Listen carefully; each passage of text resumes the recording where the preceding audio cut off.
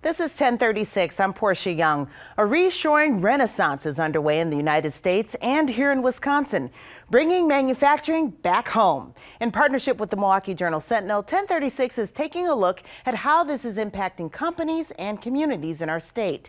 We begin in Stoughton, Wisconsin.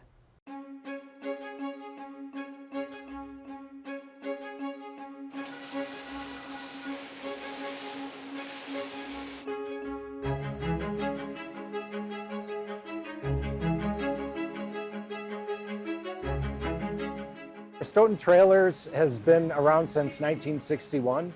We've always been a family-owned company, predominantly with manufacturing in southern Wisconsin. And our primary products support the transportation industry, including semi-trailers, container chassis, and grain trailers.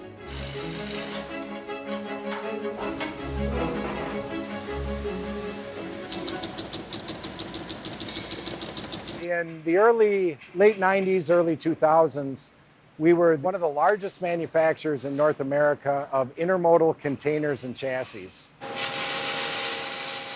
And in about the early 2000s, China came in very aggressively. And they had a goal of not only dominating that market, but wiping everybody else out, and they did.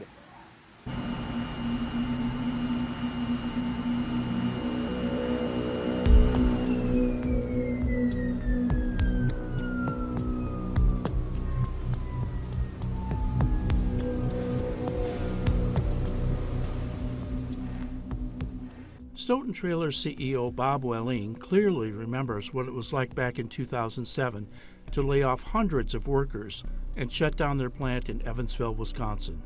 We couldn't get raw material to our plants for a cost equivalent to what they were bringing finished product into the ports of China and delivering into the U.S. at. So there was just no way to compete. And in a few short years, they not only wiped out our participation in those products, they wiped out everybody else's of any significance in North America.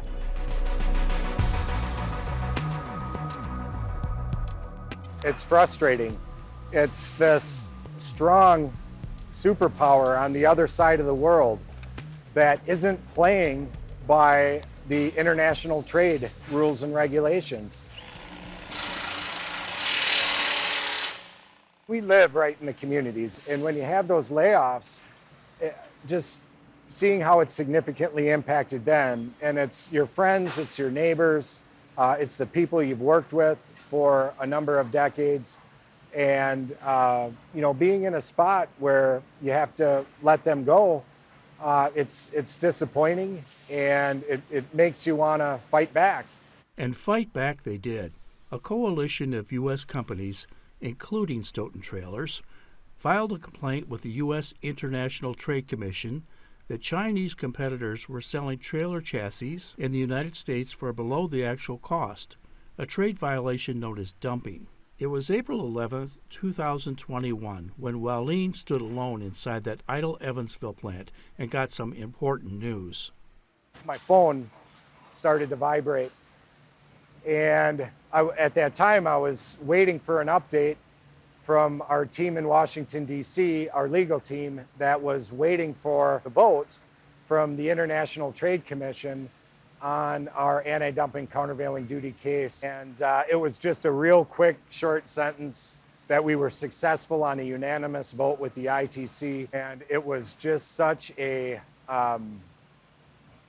overwhelming feeling of various emotions. Excitement, a little bit of disbelief, but also motivation, and start really planning and making changes to get that plant back up and going again.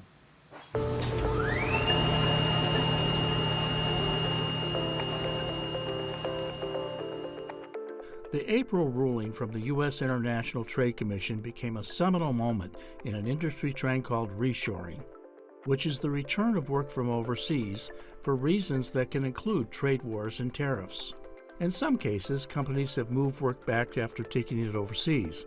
In other cases, like Stoughton Trailers, they have restored production that had been lost to foreign competitors.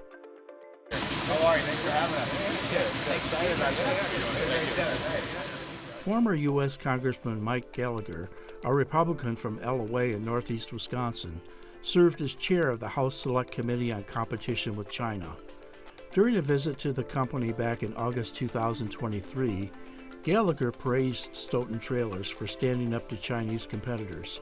I think Stoughton's story is a great example of American grit and determination in the face of China's economic warfare. I like to think that, and I take a lot of pride in that. And look, a small family-run business in south central Wisconsin is able to go and take on a company dominated by the government of China that has the full force of the Chinese government, that we can take them on and win. I'm proud if people look at that as an example of what an American company can do. They won the case. Tariffs were put in place as a result, and that helped them now add a new production line here, open up new facilities in other places like Waco. So it's an inspiring story, but they shouldn't be left on their own, left to file legal defenses. There should be a coherent government strategy so we have their back. Are tariffs on Chinese goods a lasting solution or more of a short-term fix to address dumping specifically? Yeah, I think they're a short-term solution designed to buy time where we can restructure our economic relationship with China. Tariffs can increase the cost of goods, but you got to weigh that against the cost of having an entire American company or an entire American industry disappear, because by the time Chinese goods arrive on American soil, they've been so heavily subsidized by the Chinese government that no American company can compete fairly with them. So that's always the risk reward, but they can be used when applied strategically and effectively. They can be useful.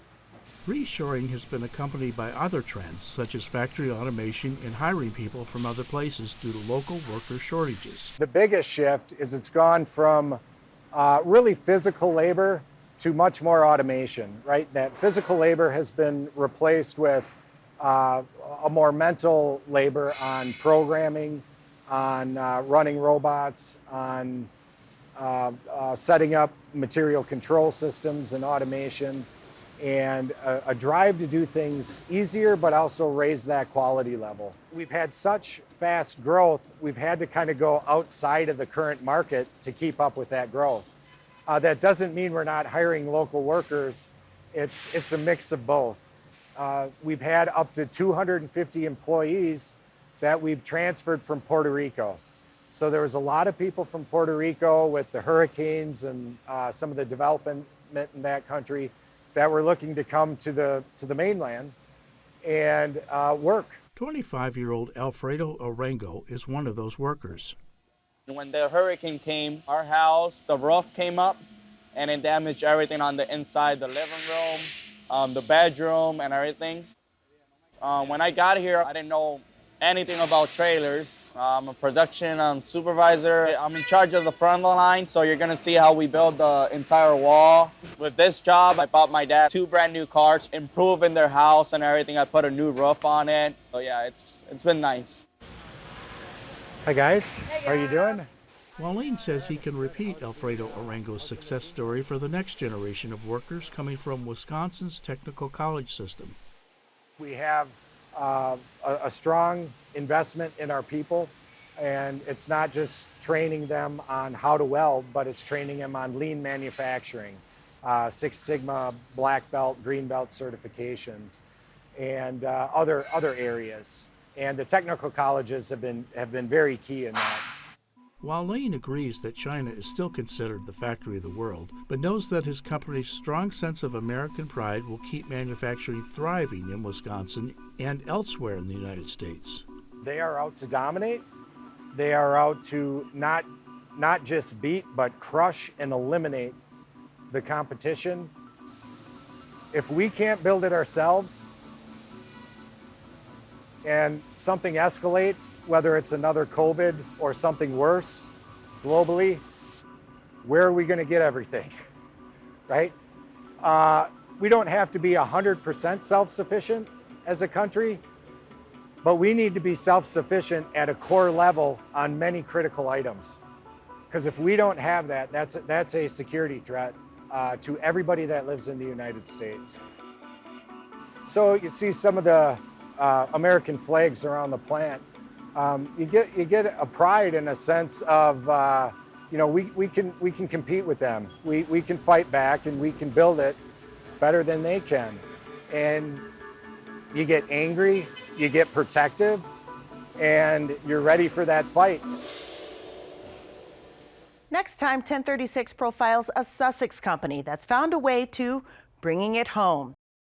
Our democracy now and how voters view our government was the latest topic for our ongoing Vote 2024 Table Talk initiative. This is in partnership with Marquette University's Civic Dialogues program. According to Gallup, just 28% of Americans are satisfied with the way democracy is working in our country. We asked our diverse group of voters gathered at Engine Company number 3 to share their thoughts on that.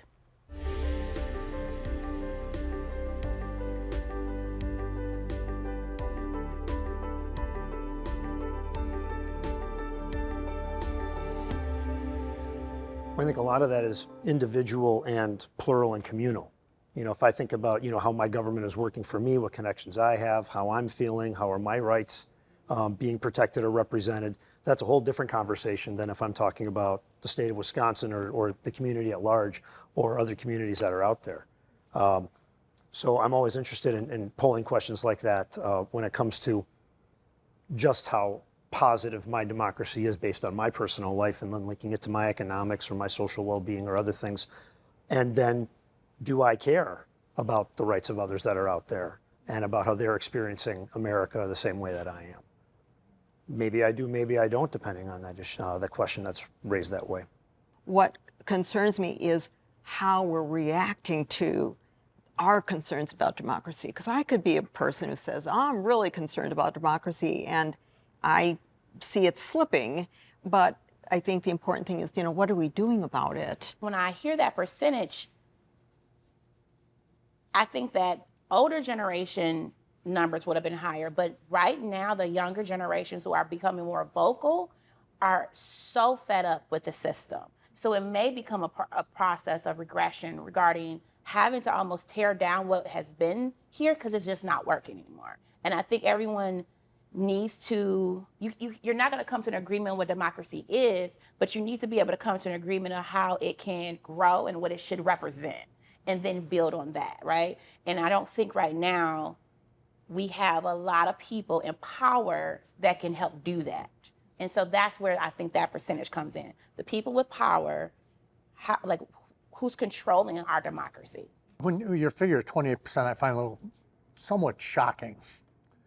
I remember a recent figure not too long ago that the overall approval rate of Congress was around 11%, which when you think about it is absolutely horrible. And I don't know that people think about democracy so much as they do, is our government working? And I don't think they think of it in the term of democracy per se, okay? They're seeing the fact that Congress is a stalemate, they don't seem to get anything done, they're always a bottleneck, they're always at each other's throats. They can't pass a budget. We haven't had a budget in seems like decades. They're always passing these resolutions, and I think people are just disgusted with that. And I think part of it is the fact that we've got some of our representatives have, whether they be in Senate or the House, have been there for 30, 40, 50 years. Our Constitution wasn't set up, our country wasn't set up for these people to be professional politicians. They were supposed to go there, get a job done, and come back and, whatever. Mm-hmm. So I think there's a lot of unhappiness with the way the government's working, but I don't know that people think in the terms of democracy per se. I really don't. I do think I agree with you that I do think people are really frustrated with there being a stalemate in Congress. I also really think that people feel like there is no way they're being represented. I think that's a big thing where they don't understand that representatives don't really seem like someone who would actually represent your interests. They seem like people who just are career politicians who've been doing that for a long period of time, who get money from people who have a lot of money, who might have way more access to them and way more, their interests might be represented way better than everyone else in the country. And I think that it becomes more and more tangible in a way where there feels like there's not much redistribution of power in the country. Overall, it feels like very few people hold a lot of power. At least I think that's what it feels like. And that doesn't feel very democratic. We will share more of this conversation and others in upcoming specials this fall right here on Milwaukee PBS. And now more on the mental health series right here on 1036, How We Heal. Psychotherapist and producer Elizabeth Kramer explains the healing powers of art.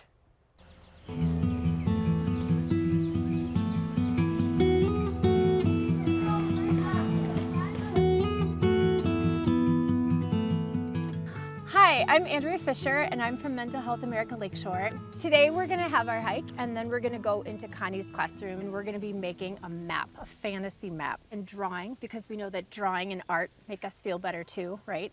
It can put things on paper that we can't always express in words.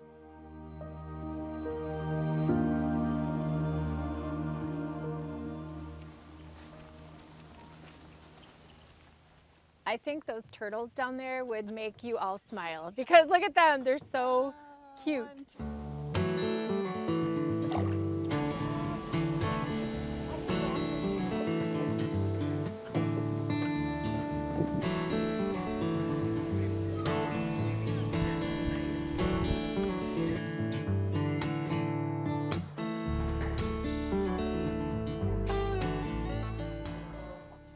Do you ever use art to feel better when you're not feeling good? Yep, I use it a lot. Okay. Like when I'm bored and stuff. Do you ever have tough feelings? Yeah. What are those like? Sad, unfair. What makes you feel unfair? Like the world itself sometimes can be unfair. It seems like you really know what you want to do with your art. Yep. You're very intentional. Do you know what that means? Yeah. When I get an idea, I just put it on the paper. And you like the freedom to do that? Yes, very much.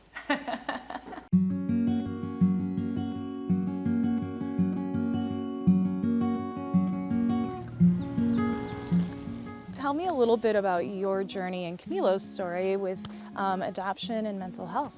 Camilo was adopted from Colombia at 10 months. We were really well informed about adoption trauma and then sort of what that could look like as he grew up and as he grew older. And we were not spared adoption trauma. We live it every day.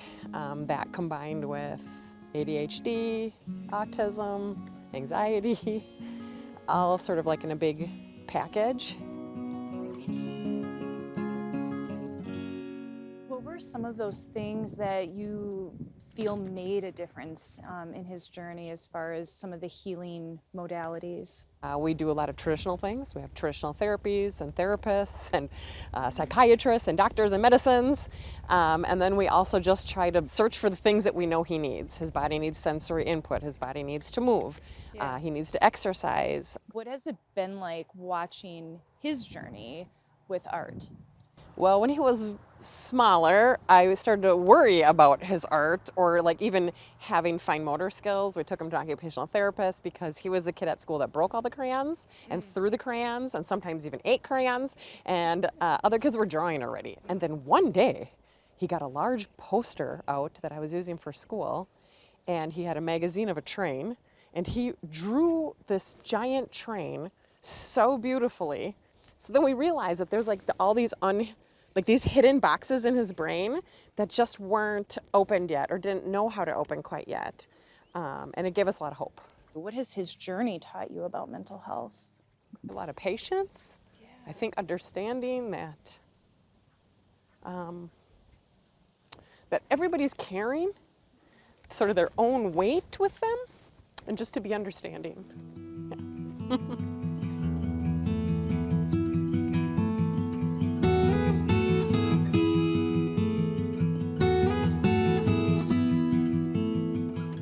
Why do you think people feel like art can be so intimidating or they're not good at it? I'm not really sure because humans are compelled naturally to make marks and they use art to make meaning and make sense of the world. I mean, we know humans have been doing this for thousands of years. So I think once people have that, that mindset of like art is really just about a process and not what the end result looks like, and they can be confident in what they make, you're gonna have a better time doing it. And really, I think that's where the healing can occur. 100%. Because then you're not worried about what you're making. You're more in the process of just making Yeah, your senses are engaged, your brain's engaged in something different, your hands are moving, your eyes are taking in all kinds of sensory information. So yes, it's really healing. It gives your brain a chance to rest from thinking about that thing that's stressing you out and just focus on something beautiful and this process that your brain and your hand is engaging in. I like things where you can like do your own thing, make stuff that you want to make, and sort of be the person that you want to be the most. Who's the person that you want to be? Me.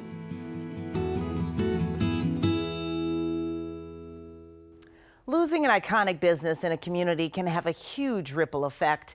That's the case in Port Washington, where a big fish story came to an end.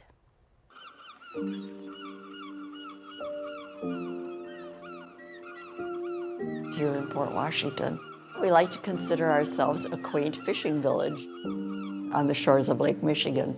And we've worked hard to maintain that historic quality of the city. Fishing is just truly ingrained in Port Washington. Nice and easy, nice and easy. Right here, he's right here. That's a nice one.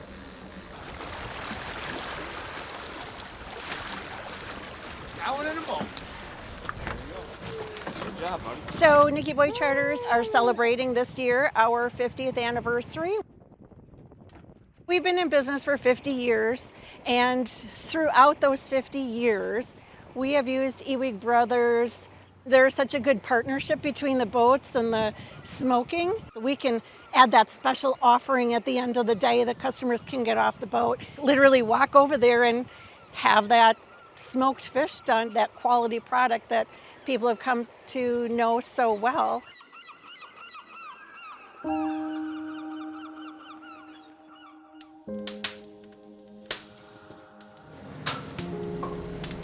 Six generations and more than 130 years later, a Port Washington business will close up shop for good.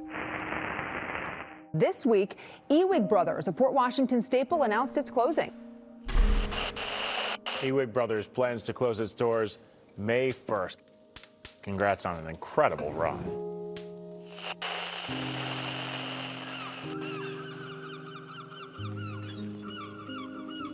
Well, I've been thinking about it for a couple of years and just trying to figure out how to gracefully exit. Some health issues are adding to it. That could rear its ugly head again. So I'm like, it's time. They always say, you know when it's time.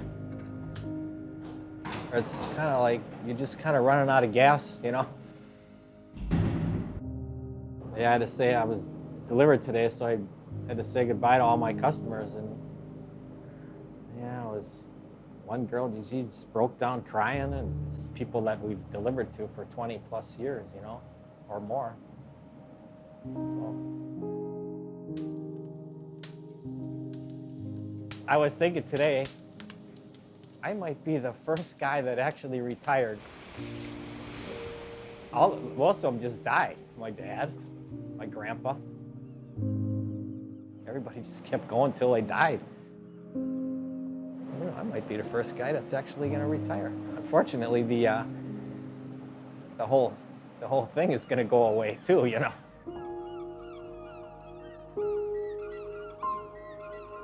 especially like through the Depression years, guys could make good money fishing. And there was a market for the fish all over the country. Caught here, shipped to New York, Chicago. It was quite the industry.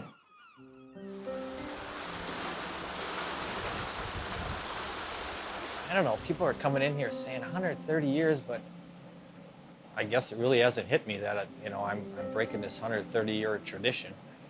I just want to retire. It doesn't seem like it just seems like a job, every day. Never thought about much about carrying it on. It just something we always did. It's all we knew.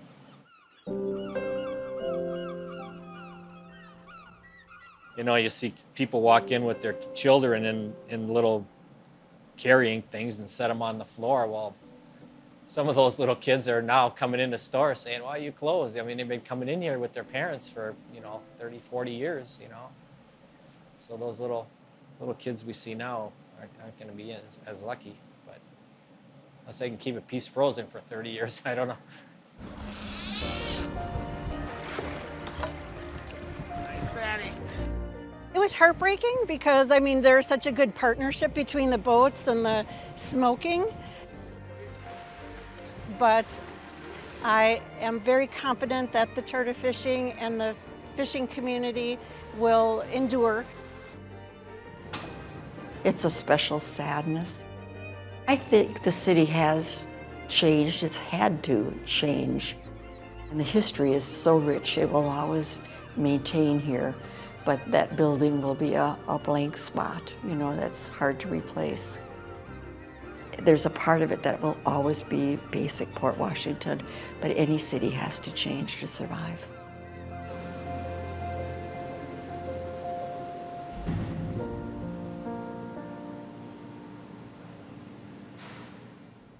By the way, the short version on the Ewing Brothers Market will appear in the Short Film Festival in September. That's it for this edition of 1036. Enjoy your summer. We'll see you next time.